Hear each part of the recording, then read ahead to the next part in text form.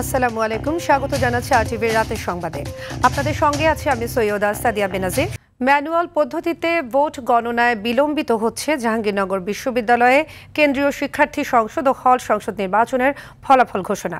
সাময়িক ভোট গণনা বন্ধ রেখে উপাচার্যের সঙ্গে বৈঠক করে রাতেই ফলাফল প্রকাশের আশ্বাস দিয়েছে নির্বাচন কমিশন। একদিনের বেশি সময় পার হলেও ফল ঘোষণা না করায় সিনেট ভবনের সামনে অবস্থান নিয়েছে বিক্ষুব্ধ শিক্ষার্থীরা। এদিকে নির্বাচনে অনিয়মের অভিযোগ তুলে পদত্যাগ করলেন নির্বাচন কমিশনার অধ্যাপক মাফরুহি সাত্তার। সহকর্মী ওমর ফারুক, জিয়াউর রহমান জিয়া ও রাকিব হাসানের সহায়তায় বিস্তারিত থাকছে আব্দুল হামিদের প্রতিবেদনে। জাহাঙ্গীরনগর বিশ্ববিদ্যালয় কেন্দ্রীয় সংসদে 25 এবং হল সংসদে 15টি করে ভোট দিয়েছেন ভোটাররা। হল সংসদের 15টি করে ভোট গুনতে পার হয়ে গেছে একদিনেরও বেশি সময়। কেন্দ্রীয় সংসদের ভোট গণনা শেষে জানানো হবে সম্পূর্ণ ফলাফল। উপাচার্যের সঙ্গে বৈঠক করে জাকসুর প্রধান নির্বাচন কমিশনার অধ্যাপক মনিরুজ্জামান জানান, ম্যানুয়াল পদ্ধতিতে ভোট গণনার জন্য ফলাফল প্রকাশে দেরি হচ্ছে। টেবিল ও পোলিং অফিসারের সংখ্যা বাড়িয়ে রাতের মধ্যেই ফলাফল ঘোষণা করা হবে।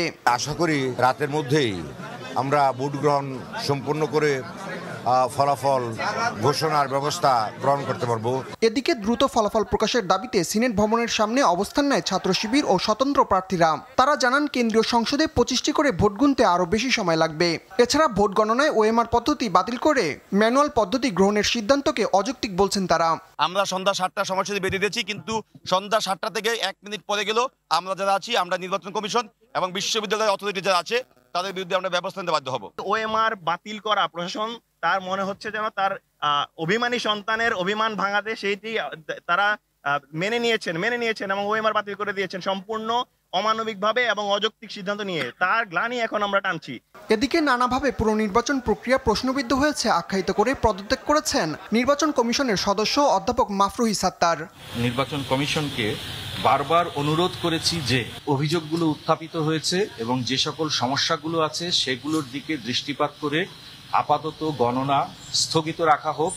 দ্রুত সময়ের মধ্যে এ সকল সিদ্ধান্ত গ্রহণ করে শিক্ষার্থী সহ সারা দেশ একটা সুষ্ঠু স্বচ্ছ জাকসু সেই দিকে আমরা এগিয়ে যাই, কিন্তু আমি তাতে ব্যর্থ হয়েছি। এই ব্যর্থতার দায়ভার আমাকে পীড়া দিয়ে এসেছে, সেই জন্য আমি এখন বাধ্য হয়েছি। ফলাফল ঘোষণা বিলম্বিত হয় ক্ষুব্ধ প্রতিক্রিয়া জানিয়েছে ভোটার ও সংশ্লিষ্টরা। এর আগে নির্বাচনে কারচুপির অভিযোগ এনে ভোট বয়কটের ঘোষণা দেয় ছাত্রদল সমর্থিত সহ 3টি প্যানেল। আব্দুল হামিদ, আরটিভি। দর্শক, এ বিষয়ে আরও জানাতে জাহাঙ্গীরনগর বিশ্ববিদ্যালয়ের সিনেট ভবন থেকে যুক্ত হচ্ছেন সহকর্মী রাকিব হাসান এবং আরেক সহকর্মী ওমর ফারুক। শুরুতেই যাচ্ছি রাকিবের কাছে।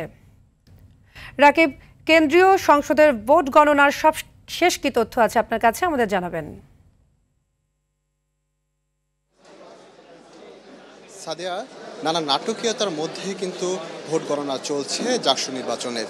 এখানে দেখা যাচ্ছে হাতে থেকে ম্যানুয়ালে, আর ম্যানুয়াল থেকে হাতে, এই প্রক্রিয়ার মধ্যেই কিন্তু এই ভোট গণনা চলছে। এখন পর্যন্ত কিন্তু কেন্দ্র যে রয়েছে, কিন্তু জাকসু যে কেন্দ্র যে নির্বাচন, সেখানে কিন্তু 9টি হলের ভোট গণনা শুরু হয়েছে এবং হল সংসদের কিন্তু এখন পর্যন্ত 20টির গণনা শেষ হয়েছে বলে আমরা জানতে পেরেছি। এবং জানেন যে এরই মধ্যে একজন নির্বাচন কমিশন তিনি পদত্যাগ করেছেন এই নির্বাচন থেকে। এদিকে এই বিষয়ে কিন্তু মিশ্র প্রতিক্রিয়া দেখা দিয়েছে। এখানে কিছুক্ষণ আগেই শিবিরের প্যানেল থেকে তারা কথা বলেছেন এবং এই বিষয়টাকে একটি নিন্দনীয়ভাবে ব্যাখ্যা করেছেন এবং বলেছেন তিনি আসলে এই নির্বাচনকে সেইভাবে কাজ করে যেতে পারেননি। এবং জানেন যে এখন পর্যন্ত কিন্তু সেই ধীর গতিতেই ভোট গণনা চলছে এবং এরই মাঝে 2টি আসলে আরও টেবিল বাড়ানো হয়েছে ভোট গণনার ক্ষেত্রে, যদি বাড়ানো যায় সেই লক্ষ্যে কিন্তু কাজ করছে। এবং জানেন যে আজকে বেশ কয়েকবার কিন্তু ভোট গণনা বন্ধ ছিল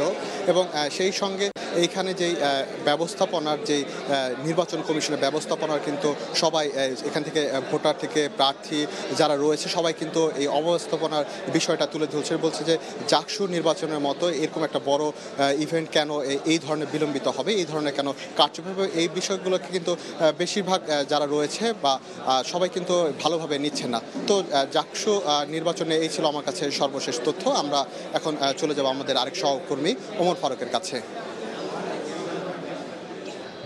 রাকিব, আপনাকে ধন্যবাদ। আমি এই মুহূর্তে রয়েছি জাহাঙ্গীরনগর বিশ্ববিদ্যালয়ের যে সিনেট ভবন রয়েছে, সেই সিনেট ভবনে কিন্তু গতকাল যে অনুষ্ঠিত হয়েছে ঐতিহাসিক যে জাকসু নির্বাচন, সেই নির্বাচনের যে ভোট গণনা কিন্তু শুরু হয়েছে। গতকাল থেকে কিন্তু ভোট গণনা শুরু হয়েছে, বিরতিহীনভাবে কিন্তু এখনো চলছে সেই ভোট গণনা।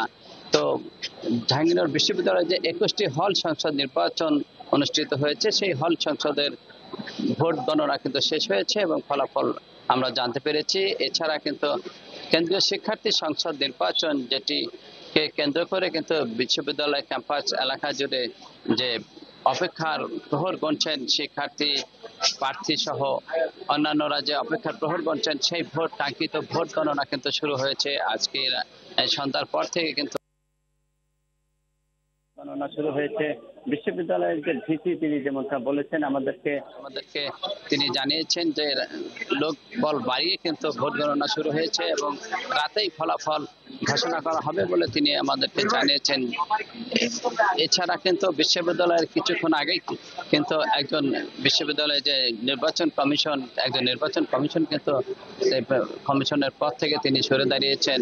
নির্বাচনে তার দায়িত্ব পালন করতে না পেরে কিন্তু নির্বাচন থেকে সরে দাঁড়িয়েছেন বলে আমাদেরকে জানিয়েছেন। বিশ্ববিদ্যালয়ে কিন্তু এই মুহূর্তে কিন্তু সিনেট ভবনের আশপাশ এলাকা জুড়ে কিন্তু শিক্ষার্থীরা অপেক্ষার প্রহর করছেন কাঙ্ক্ষিত ভোট, সেই ফলাফল, তাদের যে প্রার্থী, তারা যে পছন্দের প্রার্থীকে ভোট দিয়েছেন তারা জয়লাভ করবেন এমনটা ওমর ফারুক, আপনি থাকুন সেখানে, পরবর্তীতে আমরা আপনার সাথে আবারও যোগাযোগ করব। আপনাদের দুজনকে অসংখ্য ধন্যবাদ। রাজশাহী বিশ্ববিদ্যালয়ের কেন্দ্রীয় সংসদ ও সিনেট ছাত্র প্রতিনিধি নির্বাচনে বাতিল হওয়া 7 প্রার্থীর মধ্যে আপিলে বৈধতা পেয়েছে 5 জন। চূড়ান্তভাবে বাতিল হয়েছে 2 জনের প্রার্থিতা। এদিকে কাল মনোনয়নপত্র প্রত্যাহারের শেষ দিন। ওই দিন প্রার্থীরা সকাল 9টা থেকে বিকেল 5টার মধ্যে মনোনয়নপত্র প্রত্যাহার করতে পারবে। 14 সেপ্টেম্বর প্রার্থীদের চূড়ান্ত তালিকা প্রকাশ করা হবে।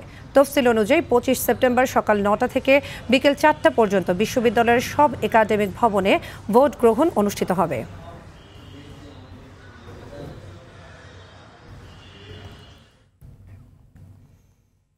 দেশবিরোধী শক্তি ও পলাতক স্বৈরাচার দেশকে গণতন্ত্রের পথে এগিয়ে যেতে বাধা দিতে চায়।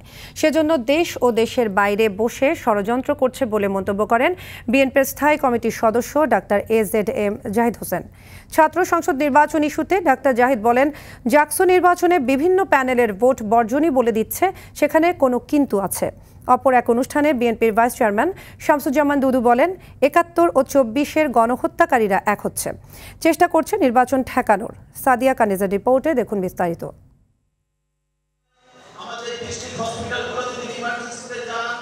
জাতীয় প্রেস ক্লাবে শুক্রবার সকালে ডিপ্লোমা মেডিকেল অ্যাসোসিয়েশন অব বাংলাদেশের প্রতিনিধি সম্মেলনের আয়োজন করা হয়।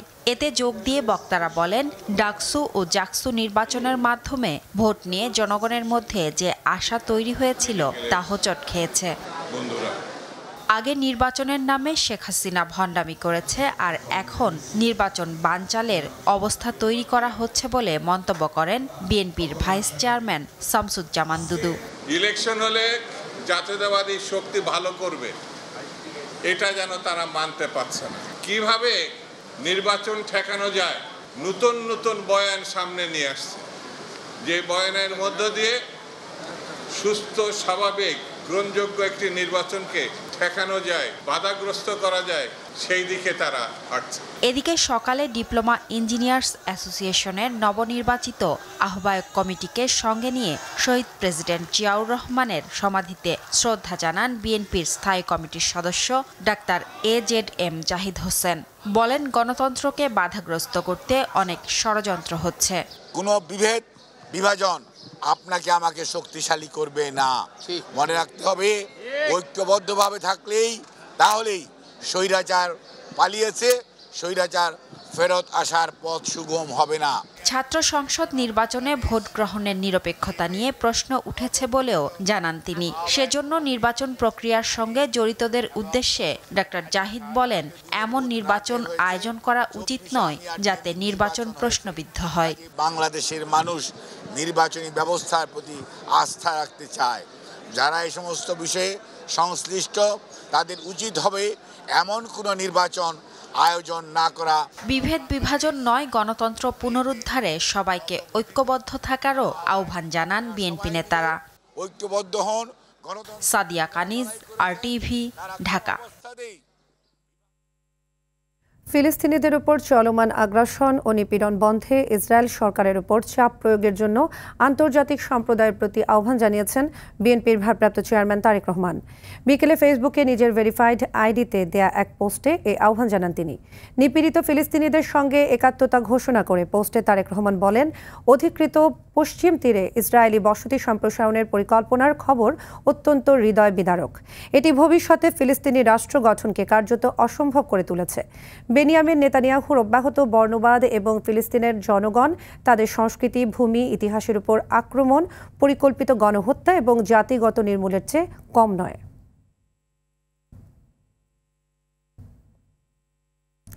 বাজারে নিত্যপণ্য কিনতে গিয়ে হিমশিম খাচ্ছে মধ্যবিত্ত ও নিম্ন আয়ের মানুষ। চাল ডালে বাড়তি, ডিম ও মাছ মাংসের সঙ্গে সবজির দামও অসহনীয়। খুচরা বিক্রেতারা বলছে, দাম বাড়ার ফলে কমে গেছে বিক্রি। সরবরাহে ঘাটতি না থাকার পরও বাজারে অস্থিরতার জন্য সরকারের দুর্বল তদারকিকে দায়ী করছে ভোক্তারা। আরও জানাচ্ছেন বিপুল দেবরায়।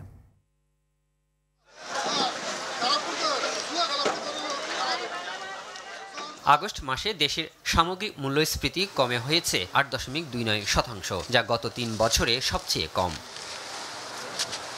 তবে মূল্যস্ফীতি কমার এই হিসেবের সঙ্গে খুব একটা মিল পাওয়া যাচ্ছে না বাজারে। রাজধানীর কাউরান বাজারে গিয়ে দেখা গেছে মোটা সরু সব ধরনের চালই বিক্রি হচ্ছে আগের বাড়তি দরে। চিনি গুঁড়োর বাজার আগের গত বছরও চাউল এখনো আছে, কিন্তু এই চিনি গুঁড়ো চাউলও এই কয়দিনে চাল পার কেজিতে 8 থেকে 10 টাকা দাম বেড়ে গেছে। আজকে কিনছি এক দাম, কালকে এখন আরেক দাম, এভাবে অনেকে রেগে যায়। তো আমি মনে করি সরকার যদি মনিটরিং করে, গত কোরবানি ঈদের পরে যেভাবে হু করে বাজারটা বাড়ছে, এভাবে বাজার বাড়লে তো সাধারণ বাচ্চা কঠিন হয়ে যাবে। চালের পাশাপাশি ডিম ও মাছ মাংসের দামও ঊর্ধ্বমুখী, ফলে বাজারে এসে হিসাব মিলাতে পারছে না মধ্যবিত্ত ও নিম্ন আয়ের মানুষ। ক্রেতা কম, বিক্রি নাই, এখন নিচ্ছে না, হয়তো মানুষের কাছে অর্থ নাই, টাকা নাই, পয়সা নাই, দেশের অর্থনৈতিক ভালো না। আমি রুই মাছ নিয়েছি 350 টাকা করে, যেটা গত সপ্তাহে 300 বা 280 টাকা করে নিয়েছিলাম। এটা মধ্যবিত্তের নাগালের অনেকটা বাইরেই বলা যায়। সবজির বাজারেও নেই স্বস্তি, 80 টাকার নিচে মিলছে না কোনোটিই। কারণ স্যালারি তো আমাদের দেখা যায় কি 1500 2000, এর বেশি তো আর বাড়তেছে না, কিন্তু জিনিসপত্রের দাম তো অনেক বেশি। যেটাই ধরতেছি 100 টাকার নিচে না, 200 টাকার নিচে না। দিন দিন জিনিসপত্রের দাম বাড়তেছে, প্রত্যেকটা জিনিস অজুহাত দিয়ে দাম বাড়াই ফেলায়। দ্রব্যমূল্য সহনীয় রাখতে অসাধু সিন্ডিকেটের বিরুদ্ধে ব্যবস্থা নেওয়া সহ বাজারে তদারকি বাড়ানোর দাবি ভোক্তাদের। বিপুল দেবরায়, RTV, ঢাকা। উচ্চ সুদহার, ব্যাংকিং খাতের দুর্বলতা, সর্বোপরি রাজনৈতিক অস্থিরতায় দেশের নতুন বিনিয়োগ হচ্ছে না, ফলে কর্মসংস্থানও হচ্ছে না। পাশাপাশি জ্বালানি সংকট এবং মার্কিন যুক্তরাষ্ট্রের দেয়া 20% শুল্ক আরোপ বাংলাদেশের জন্য বড় মাথা ব্যথার কারণ বলছেন অর্থনীতিবিদ এবং উদ্যোক্তারা। তৌহিদুর রহমানের রিপোর্টে দেখুন বিস্তারিত। সম্প্রতি রাজধানীতে ব্যবসায়ীদের এক অনুষ্ঠানে অর্থনীতিবিদ ডক্টর হোসেন জিল্লুর রহমান দেশে ছদ্মবেশী বেকারত্ব মহামারী পর্যায়ে চলে গেছে বলে মন্তব্য করেন। সামষ্টিক অর্থনীতির স্থিতিশীলতার অভাবে এমনটা হচ্ছে বলেও মনে করেন তিনি। ছদ্ম বেকারত্ব মহামারী পর্যায়ে চলে গেছে। আপনি তরুণদের মধ্যে হতাশার জায়গাগুলো দেখলে আপনি বুঝতে পারবেন। উদ্যোক্তারাও মনে করেন উচ্চ ব্যাংক সুদ হার সহ নানা সীমাবদ্ধতায় বিনিয়োগ বাড়ছে না। ইন্ডাস্ট্রি হওয়ার জন্য যেটা দরকার, আগে তো মেশিনটা আনতে হবে, র মেটেরিয়ালসটা আনতে হবে। তা আপনার মেশিনটাই তো আসতেছে না। যদি ফ্যাক্টরি করি তাহলে না আমার মেশিন লাগবে। আমি তো ফ্যাক্টরিতে হাত দিচ্ছি না, বিদেশিও দিচ্ছে না, দেশীয়রাও হাত দিচ্ছে না। ইন্ডাস্ট্রিতে যখন 15% 17% আপনি যদি কস্ট অফ ক্যাপিটাল হয়, এটা আপনার একটা দীর্ঘমেয়াদী শিল্পের জন্য, বড় শিল্পের জন্য এটা ভায়াবল হয় না। নতুন করে মার্কিন যুক্তরাষ্ট্রের দেয়া 35% শুল্কারোপ থেকে কমিয়ে 20% করা হলেও তার দায় নিলে দীর্ঘমেয়াদে বাংলাদেশের জন্য ক্ষতির কারণ হবে বলে মনে করেন এই অর্থনীতিবিদ। ডিউটি বা ট্যারিফের জায়গাগুলোতে তারা কতটুকু দায় দায়িত্ব নেবেন তাদের পর্যায়ে এটা নিয়ে নেগোশিয়েট করা দরকার, এবং তাদের কনজিউমার যারা তারা সেই জায়গাটুকু কতটুকু কনজিউমার পাস অন করবে সেটাও এখানে গুরুত্বপূর্ণ বিষয়। যেখানে আমাদের কি তাদের আসলে বাণিজ্য বা সহযোগিতা করা দরকার ছিল, শুল্কমুক্ত বাজার সুবিধা দেওয়ার কথা ছিল, তা না হয়ে উল্টো আমরা তাদেরকে উন্নত দেশকে দিচ্ছি, যেটা আসলে প্রকারান্তরে এই ধরনের দেশগুলোর জন্য একটা বড় মাথা ব্যথার কারণ হবে দীর্ঘমেয়াদে। দীর্ঘমেয়াদী বিনিয়োগ বাড়াতে জাতীয় নির্বাচনের বিকল্প নেই বলেও মনে করেন তিনি। তৌহিদুর রহমান, RTV, ঢাকা। কক্সবাজারের টেকনাফে মেরিন ড্রাইভের সাগর উপকূল থেকে মানব পাচার চক্রের 5 সদস্যকে আটক করেছে বিজিবি। দুপুরে বিজিবির টেকনাফ 2 ব্যাটালিয়নের অধিনায়ক লেফটেন্যান্ট কর্নেল আশিকুর রহমান এ তথ্য জানান। এদিকে বান্দরবানের নাইক্ষ্যংছড়ি উপজেলার ঘুমধুম সীমান্ত দিয়ে পাচারকালে 40,000 ইয়াবা সহ 3 রোহিঙ্গাকে আটক করেছে বিজিবি। বাগেরহাটের সুন্দরবনে ডাকাত রাঙা বাহিনীর 2 সদস্যকে অস্ত্র ও গোলাবারুদ সহ আটক করেছে কোস্টগার্ড। একই অভিযানে তাদের হাতে জিম্মি থাকা 9 জেলেকে জীবিত উদ্ধার করা হয়। ভোরে মোংলা কোস্ট গার্ড বিশেষ অভিযান চালিয়ে তাদের উদ্ধার করে। ভোলার দুলারঘাট তেঁতুলিয়া নদীতে অবৈধভাবে মাছ ধরার অভিযোগে আর্টিসনাল ট্রোলিং বোট সহ 8 জেলে আটক করেছে কোস্টগার্ড। কক্সবাজারের ডিসি গোল্ড কাপ ফুটবল টুর্নামেন্টের ফাইনাল খেলায় দুপক্ষের দর্শকদের সঙ্গে আইনশৃঙ্খলা বাহিনীর সংঘর্ষ ও ধাওয়া পাল্টা ধাওয়ার ঘটনা ঘটেছে। এ সময় ইউএনও সহ আহত হয়েছে 20 জন। বিকেলে বীরশ্রেষ্ঠ রুহুল আমিন স্টেডিয়ামে রামু উপজেলা ও টেকনাফ উপজেলা একাদশের ফাইনাল ম্যাচের আগে স্টেডিয়ামের গেট ভেঙে প্রবেশ করে দর্শক। সংশ্লিষ্টরা জানান, ধারণ ক্ষমতার অতিরিক্ত দর্শক হওয়ায় স্টেডিয়ামের ভেতরে প্রবেশ করতে পারছিল না উৎসুক দর্শকরা। পরে প্রবেশ না করতে পেরে উশৃঙ্খল কিছু দর্শক স্টেডিয়াম ভাঙচুর চালায়। তাদের সঙ্গে সংঘর্ষে বাধে আইনশৃঙ্খলা বাহিনী। এতে বেশ কয়েকজন আহত হয়। সংঘর্ষ নিয়ন্ত্রণে সেনাবাহিনী মোতায়েনের পর স্বাভাবিক হয় পরিস্থিতি। চট্টগ্রামে প্রাইভেট কারের ধাক্কায় বাবা মেয়ের মৃত্যু হয়েছে, আহত হয়েছে আরও 4 জন। সকালে ঢাকা চট্টগ্রাম মহাসড়কের মিরসরাইয়ে এ দুর্ঘটনা ঘটে। পুলিশ জানায়, ঢাকা চট্টগ্রাম মহাসড়কের ঠাকুরদিঘি এলাকায় রাস্তার পাশে দাঁড়িয়ে থাকা একটি কাভার্ড ভ্যানকে ঢাকার উত্তরা থেকে আসে একটি প্রাইভেট কার ধাক্কা দিলে ঘটনাস্থলেই বাবা ও মেয়ে নিহত হয়। এতে প্রাইভেট কার ও কাভার্ড ভ্যানের 4 জন আহত হয়। নিহতরা হলেন মোহাম্মদ গোলাম সরওয়ার ও তার 3 বছরের মেয়ে মুস্কান। আহতদেরকে স্থানীয় স্বাস্থ্য কমপ্লেক্সে ভর্তি করা হয়েছে। আবারও শুরু হয়েছে বাংলাদেশের শিশু কিশোরদের সবচেয়ে বড় প্রতিভা যাচাইয়ের প্রতিযোগিতা মার্কস অলরাউন্ডার। সকালে নগরীর পাহাড়তলী বালিকা স্কুল অ্যান্ড কলেজে এই অনুষ্ঠান অনুষ্ঠিত হয়। বাংলাদেশের সকল স্কুল, কলেজ এবং সমমানের শিক্ষা প্রতিষ্ঠানের শিক্ষার্থীরা এই প্রতিযোগিতায় অংশগ্রহণ করতে পারবে। গান, নাচ, অভিনয়, চিত্রাঙ্কন, আবৃত্তি, গল্প বলা ও উপস্থিত বক্তৃতা এই বিষয়সমূহে অংশগ্রহণ করতে পারবে শিক্ষার্থীরা। মার্কস অলরাউন্ডার আঞ্চলিক, বিভাগীয় এবং জাতীয় পর্যায়ে এই 3 ধাপে অনুষ্ঠিত হবে। 3টি গ্রুপ থেকে সেরা 3 অলরাউন্ডারের প্রত্যেকে পাবে 15 লাখ টাকার শিক্ষাবৃত্তি এবং বিভিন্ন পর্যায়ে বিজয়ীরা পাবেন সর্বমোট 1 কোটি টাকারও বেশি উপহার ও শিক্ষাবৃত্তি। নেপালের অন্তর্বর্তী সরকারের প্রধান হলেন দেশটির সাবেক প্রধান বিচারপতি সুশীলা কার্কি। স্থানীয় সময় শুক্রবার রাত 9টায় হয় তার শপথ গ্রহণ অনুষ্ঠান। নেপালের প্রেসিডেন্ট দপ্তরের তরফে এ তথ্য নিশ্চিত করা হয়। জেন-জি বিক্ষোভকারীদের প্রতিনিধি, প্রেসিডেন্ট ও সেনা প্রধানের মধ্যে আলোচনার পর সুশীলা কার্কিকে প্রধানমন্ত্রী করার বিষয়ে সবাই একমত হয়। সুশীলা কার্কি হবেন নেপালের ইতিহাসে প্রথম নারী প্রধানমন্ত্রী। জানা যায়, তার নেতৃত্বে একটি অন্তর্বর্তী সরকার গঠিত হবে। আটক হয়েছেন যুক্তরাষ্ট্রের কনজারভেটিভ অ্যাক্টিভিস্ট চার্লি কার্কের সন্দেহভাজন হত্যাকারী। শুক্রবার এ তথ্য নিশ্চিত করেন মার্কিন প্রেসিডেন্ট ডোনাল্ড ট্রাম্প। ট্রাম্প জানান, এক ব্যক্তি সন্দেহভাজন হত্যাকারীকে পুলিশ হেডকোয়ার্টারে নিয়ে আসে। এরপর তিনি নিজেই আইনশৃঙ্খলা বাহিনীর কাছে ধরা দেয়। বর্তমানে তিনি পুলিশ হেফাজতে আছেন। প্রেসিডেন্ট ট্রাম্পের ধারণা, এই ব্যক্তি চার্লি কার্ককে হত্যা করেছে। বার্তা সংস্থা এপি বলছে, আটক হওয়া 22 বছর বয়সী ওই ব্যক্তি উটা প্রদেশের বাসিন্দা। উটা প্রদেশের গভর্নর জানান, গ্রেপ্তার হওয়া ওই সন্দেহভাজনের নাম টাইলার রবিনসন। গেল বুধবার উটা ভ্যালি ইউনিভার্সিটিতে এক অনুষ্ঠানে বক্তৃতা দেওয়ার সময় দিনের আলোতে গুলি করে হত্যা করা হয় 31 বছর বয়সী চার্লি কার্ককে। যুক্তরাষ্ট্রের ব্রিটিশ রাষ্ট্রদূত পিটার ম্যান্ডেলসনকে বরখাস্ত করেছেন যুক্তরাজ্যের প্রধানমন্ত্রী কিয়ার স্টারমার। দণ্ডিত মার্কিন অপরাধী জেফ্রি এপস্টেইনের সঙ্গে তার ঘনিষ্ঠ সম্পর্কের প্রমাণস্বরূপ একগুচ্ছ ইমেইল প্রকাশের পর বৃহস্পতিবার এই সিদ্ধান্ত নেওয়া হয়। তথ্যটি নিশ্চিত করে বার্তা সংস্থা রয়টার্স। এদিকে প্রকাশিত ইমেইল ও চিঠিতে তিনি এপস্টেইনকে সবচেয়ে ঘনিষ্ঠ বন্ধু বলে আখ্যা দেন। অন্যদিকে এপস্টেইনের সঙ্গে সম্পর্কের বিষয়ে গভীর দুঃখ প্রকাশ করে ভুল স্বীকার করেন ম্যান্ডেলসন। ফিলিস্তিনের গাজা উপত্যকায় ইসরায়েলি বাহিনীর হামলায় আরও 46 জন নিহত হয়েছে। এ নিয়ে অঞ্চলটিতে নিহতের সংখ্যা 65,000 ছাড়িয়েছে। এছাড়া গাজা শহরের বেশিরভাগ বাড়িঘর স্থাপনা ধ্বংস করে দেয়ায় আশ্রয় হারিয়ে অন্যত্র সরে যেতে বাধ্য হচ্ছে সেখানকার 10 লাখের বেশি বাসিন্দা। গাজার স্বাস্থ্য মন্ত্রণালয়ের তথ্য অনুযায়ী নিহতদের অর্ধেকের বেশি নারী ও শিশু। শহরের প্রধান হাসপাতালগুলো ধ্বংসস্তূপে পরিণত হওয়ায় জরুরি চিকিৎসা কার্যক্রম ভেঙে পড়েছে। চিকিৎসকরা জানিয়েছে আহতদের চিকিৎসা দিতে গিয়ে ঔষধ ও সরঞ্জামের মারাত্মক সংকটে তারা। এশিয়া কাপে নিজেদের দ্বিতীয় ম্যাচে কাল শ্রীলঙ্কার বিপক্ষে মাঠে নামবে বাংলাদেশ। আবুধাবিতে ম্যাচ শুরু রাত 8:30টায়।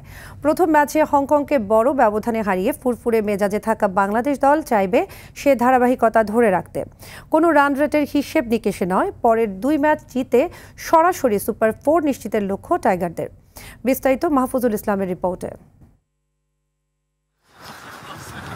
বড় জয়ে শুরু করা এশিয়া কাপের পরের ম্যাচের জন্য প্রস্তুত টিম টাইগার্স। দলের লক্ষ্য পরিষ্কার, তবে প্রতিপক্ষ শ্রীলঙ্কা বলেই কিনা বাংলাদেশ দলের সামনে আসছে অনেক হিসেব নিকেশ। লঙ্কানদের বিপক্ষে টি-20-র জয় পরাজয়ের পরিসংখ্যানে খুব একটা ব্যবধান না থাকলেও বড় মঞ্চের চাপ সামলানোর কঠিন চ্যালেঞ্জ আছে লিটনের দলের। তবে শেষ স্নায়ু চাপকে পেছনে রেখে বাংলাদেশ দলের লক্ষ্য পরের 2 ম্যাচে জয় নিয়ে সুপার 4-এর সব হিসেব নিকেশ মিলিয়ে ফেলার। আফগানিস্তান হোক বা শ্রীলঙ্কা হোক, ওদের যদি আমরা হারে তাহলে তো রান রেটে কোনো কিছু আসে না। তো আগে থেকে যদি এরকম চিন্তাভাবনা এত জটিল করি, যদি কমপ্লিকেটেড করি, তাহলে নিজেদের উপর আলটিমেটলি প্রেশারটা ক্রিয়েট হয়। তো আমাদের যেটা প্রসেস আমরা ওটাই ফলো করার চেষ্টা করব। হংকং ম্যাচের একাদশ থেকে খুব একটা পরিবর্তনের সম্ভাবনা নেই, তবে লঙ্কানদের শক্তিমত্তা বিবেচনায় সেরা একাদশ মাঠে নামাবেন কোচ ফিল সিমন্স। এই ম্যাচে শেখ জায়েদ স্টেডিয়ামের উইকেটের সাথে টস হতে পারে বড় একটা ফ্যাক্টর। মাহফুজুল ইসলাম, RTV। রাতের সংবাদ এ পর্যন্তই। মধ্যরাতের সংবাদ রাত 1টায় দেখার আমন্ত্রণ রইল। ধন্যবাদ সবাইকে।